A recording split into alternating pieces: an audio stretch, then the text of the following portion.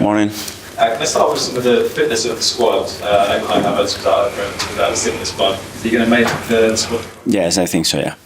Has anyone else been affected by that bug?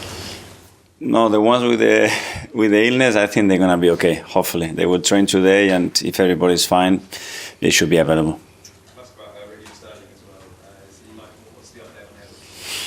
Yeah, I think he's starting to do some stuff on the pitch, so that's great news. So yeah, as quick as possible, we want him available. Let's see how he progresses next week, and then see if we get him available for the following week.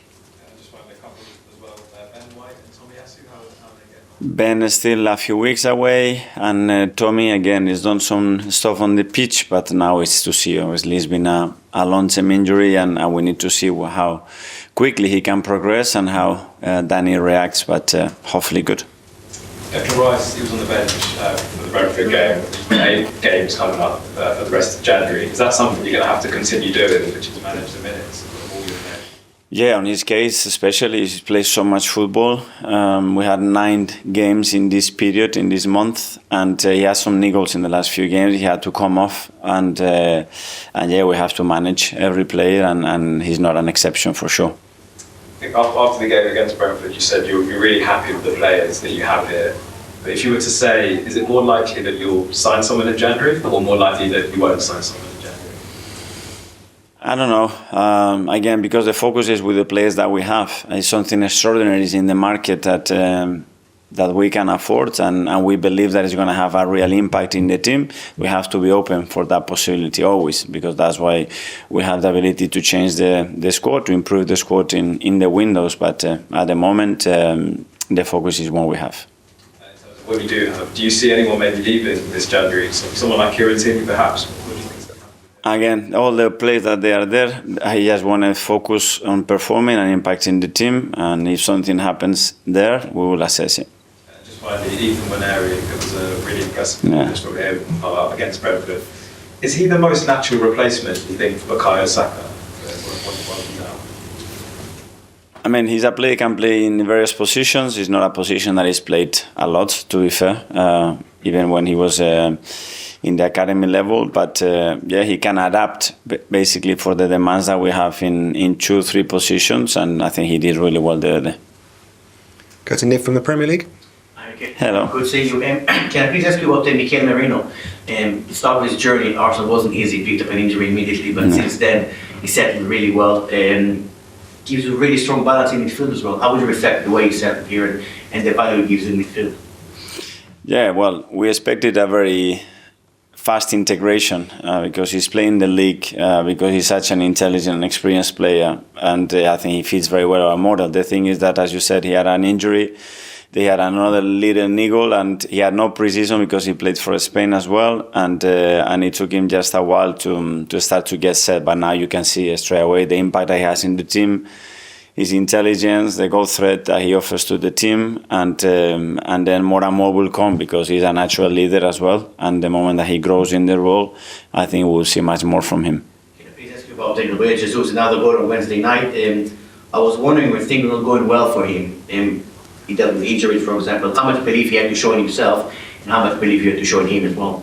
Yeah, it's about supporting our players, and the players know that they have to go through sometimes periods that is not exactly how they planned it, because injuries are part of that, but as well they have to believe in themselves, and we have to make sure that if one day they doubt, we are there to recognize and make sure that they feel from our side how much we like them and how happy we are to have them. Brighton this weekend, and they haven't won the Premier League in the last 7 games. They managed to really challenge you when you played them earlier this season. What do you expect from them tomorrow evening? Yes, a really tough opponent. When you see as well the record they got at home, the way of playing, the capacity they have to adapt to different scenarios, different shapes, really impressive. I think he's done something slightly different to before. I really like them. To be fair, really impressed with what they've done. George on the BBC. Mikel, I just wondered, on Ethan and Miles, you've given them their Premier League debuts. Is that something you wanted to change at Arsenal, just giving more youth players as a target yourself this season, or has it just happened because of injuries? Or was that something you wanted to do as manager, is try and bring more players through from the academy? The first thing that we want is look in the academy. can we get what we want in the academy? That's option number one. If we don't have it there, then we have to look elsewhere, or we have to develop our players to different positions and make them more versatile. We have to go in the market and recruit. And I think those two players, I think they are playing because they deserve, not because of injuries, because we had other options to play other players, and they are playing because they deserve to play. You come from probably the greatest academy in world football, and I'm not going to ask you to compare the two, Arsenal and Barcelona, but is there things you've taken from Barcelona that you've maybe tried to implement in Arsenal's academy with the help of the club? I would love, but the regulations here, unfortunately, are very different, and a lot of the things that, in my opinion, are, the most impactful things, we cannot do them here. And just how do you see Arsenal's academy developing with you as manager over the next year? What would you like to see? Many more coming through, and especially that they feel that they have a chance, and any moment, anybody, and the academy means players and staff, because the first thing we do with the staff is exactly the same, that everybody has the ambition, the purpose, and the intention to prepare and to show that any moment they can come and be part of our team. And is the future bright for the academy and the progress you hope coming through with the players you've got? I think so, and we have put a lot of work. Per and the team have done a lot of great work, and we are on it. We know the level, as well, and as well with the system that we have at the moment for where they are playing to where they have to come, the gap is huge. But we are trying to find ways to make sure that they can fulfill that gap as quick as possible. Ian, TalkSport. Hi, how are you? Hi, Ian. Happy New Year. With PSR and not being able to spend lots of money in clubs, the academies are becoming more and more important. Is that another reason why you look to your academy, because it saves you having to go out and spend money that maybe Arsenal don't actually have? Well, regardless of the PSR, that's the first intention that we always had. The thing is what you need is available in the academy in the time frame that you need it as well, because we can have a lot of talent, but maybe that talent at the moment doesn't have a space in the squad. It's something that we have built over the years to create with the players that they were coming through, a space in that squad, so we can after fulfill those gaps with the players that we have. For many years, players that have come through your academy have gone on to play international football, especially for England. People are beginning to already say about Lewis Skelly going on and being, especially England haven't got a whole load of left backs. Would you say that this year, 2025, is a massive year for not only for Arsenal, but possibly for England? No, I think the focus has to be establishing, first of all, as a first team player and performing at the highest level, and things will happen naturally if they have to happen. Is he good enough though? I don't know, till you play at that level, you cannot say, And now is we have to prove is every single day, every training session here, are you good enough to sustain that level consistently? That's the objective. And the Premier League, finally, the Premier League table would suggest already it's either you or Liverpool that's going to win it. Chelsea have dropped 10 points behind with respect. I think Forest are way back as well. Does that create extra pressure from you? And how much do you gain from the last 2 years where you were in a two-team race with City that maybe you can hunt down Liverpool? What we have to be is show the same level of consistency and a bit more, because the last year we have been the best team in the league, broken various records, and still haven't won a major trophy. So something is missing, and it can be very tiny, it's small details. You can pick up certain games, certain situations, but at the end is that we are so close, and we just need to flick that coin to the other side to make it happen. And that's only going to happen if we do what we have to do and what we can control. The rest is out of our hands. Good night. Thank you. Art Athletic. Hi. Just on Ethan and Gabriel Martinelli, obviously two different types of profiles to play on the right, and I was wondering, with loads of games coming in January, would there be times where you might still go to Gabriel Martinelli off the right because of what he can offer there compared to Ethan being quite different? Yeah. So I said it, I think, on day one when Wikayo got injured, I think it's going to be a lot of different options, and especially with the amount of games that we have, there's no one player going to play 9 games in a row in that position. It's impossible. So we will look at that. We'll look at the opposition as well, because especially the way they defend, the way they occupy spaces, one day A natural-footed or inverted-footed, it will be more. We need more threat. We need more players fit and rotations in that unit. In relation to that, we'll make decisions and as well players' performance. That's simple.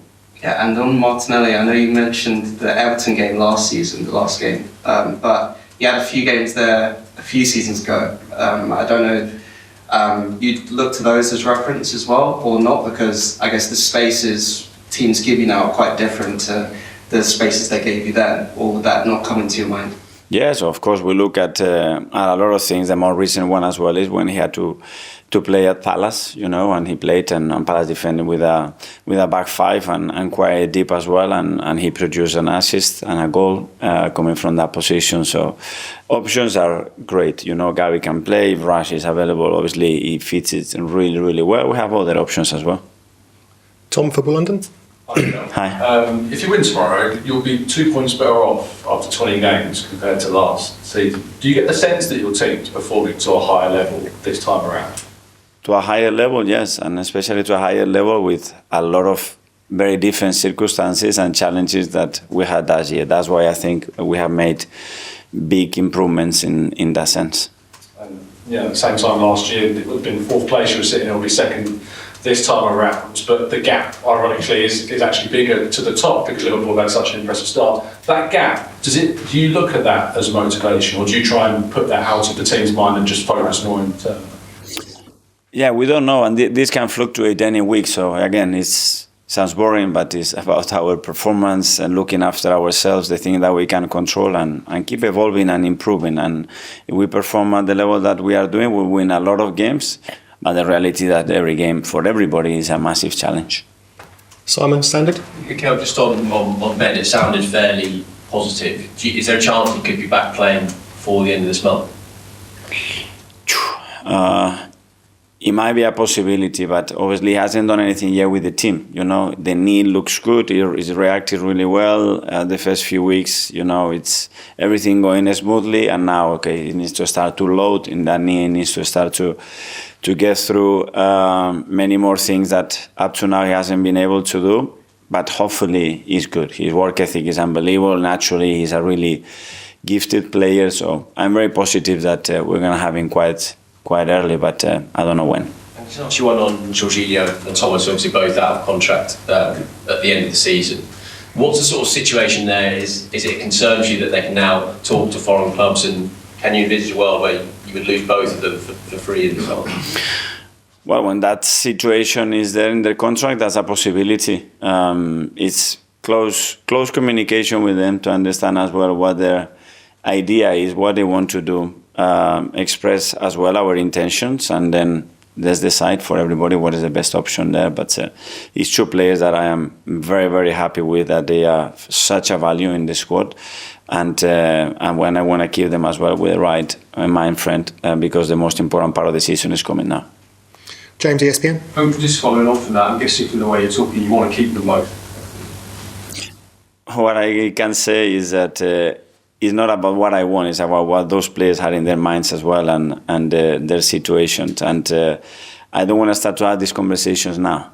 I want to have this conversation much later, because the focus now has to be on what we have to do in the season. They can understand the intentions, and then we'll see what we can do. You said earlier that you've been so close the last couple of years, and perhaps something's slightly missing. But there is this idea among some supporters that to win the league, you've got to go and sign a striker this month. Do you feel that's too simplistic, given the number of goals you scored last season and how well the team's played?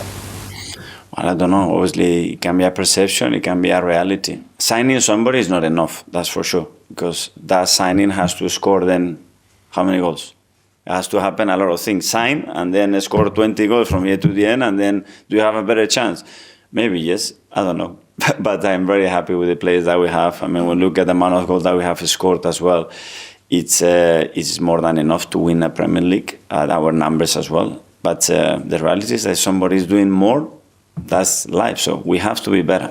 Do you think people also have to be a bit realistic about what's possible in January, because it is quite a difficult market? Well, that market obviously it's much more limited than the one in the summer, but I don't know, people's expectations and dreams and that, I think something good.